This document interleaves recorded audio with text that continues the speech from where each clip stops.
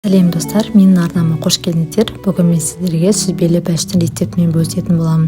Осындай үлкен ірі көлемді бір жастағынан шығатын дәмі деген өте керемет, салмасы да мол болатын осындай сүзбелі бәліш дайындайтын боламыз.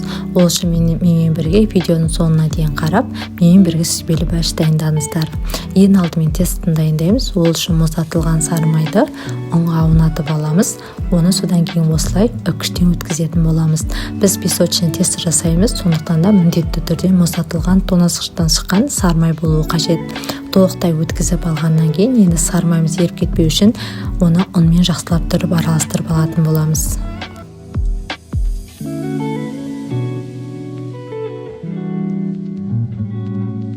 Оның үстіне қантымызды қосып, тағы да жақсылап тұрып араластырып алатын боламыз. Сол кезде бізде түйіршіктер пайда бола бастайды. Енді оның үстіне бір дана жұмыртқамызбен 20% қаймағымызды қосамыз. Қазір кейбір қаймақтар өте қатты сұйық болып келеді, ал кейбір қаймақтар өте қатты қою болып келеді. Менің қаймағымның өте қатты сұйық емес, қою емес, орташа бір жасағаннан менде тесто шықты. Ал егер сізде қамыр шықпай жатса, қаймағыңыз өте қатты қою болатын болса, онда аз ғана мөлшерде сүт қосуға болады. Ал егер де қаймағыңыз өте қатты сұйық болатын болса, аз мөлшерде ұн қосуға болады. Соны ескересіздер. Енді ыдысымызға бірінші жасап алғаннан кейін осы столдың үстіне түсіріп, жақсылап тұрып, иігін бір-бірін бекітіп, иігін қандырып, осылай жұмсақ қамыр дайындап аламыз. Осы жұмсақ қамырымызды 1 сағатқа холодильникке салып қоятын боламыз. Міне холодильникке 1 сағат салып алдым. Енді осы қамырым қатып тұр. Енді осыны екіге бөлеміз. Бірінші бөлігі астыңғы бөлігіне үлкен көлемде, екінші бөлігі кішкентай көлемі бетін әрлеуге арналған бетіне. Енді құрамында сары май болғандықтан біз қазір илегенде ол майымыз еріп, қолымызға жабысқақ болып жұмсаруы мүмкін. Сондықтан да ұнды көп мөлшерде қосып, жақсылап тұрып жайып алсаңыздар болады. Мен әсел пештің протеиніне жасадым. Егер сізде газдың протеиніне жасасаңыздар, одан да жұқа қылып жасасаңыздар болады. Енді жақсылап тұрып жайып алатын боламыз.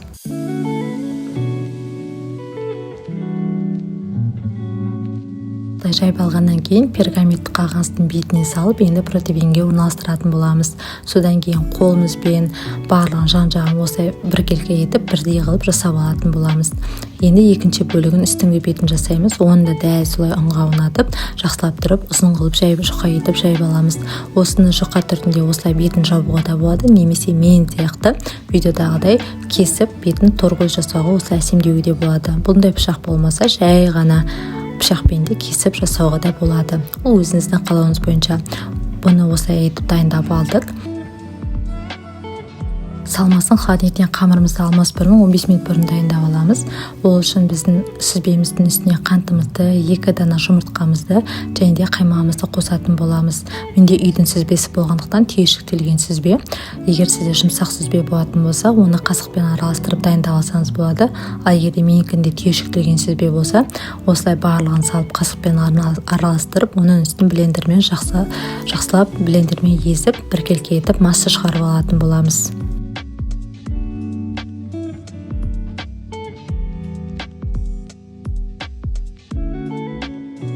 Біздің массамыз дайын, осындай болып шықты. Енді оны кондитерский мешокқа салып, тестіміздің үстіне салатын боламыз. Қыздар айта кететін жағдай, егер сізде осындай мешок болмаса, жай ғана қасықпен толықтай тестінің үстіне орналастыруға болады. Ал егер осындай мешок арқылы мен сияқты салатын болсаңыздар, осындай торкөз қылып, ұзын қылып жағып шығатын боламыз. Себебі осылай салған мешок арқылы салған кезде біздің салмамыз одан сайын мол болып, және де биік болып тұрады. Мен сондықтан да осылай жағып орналастырып алдым.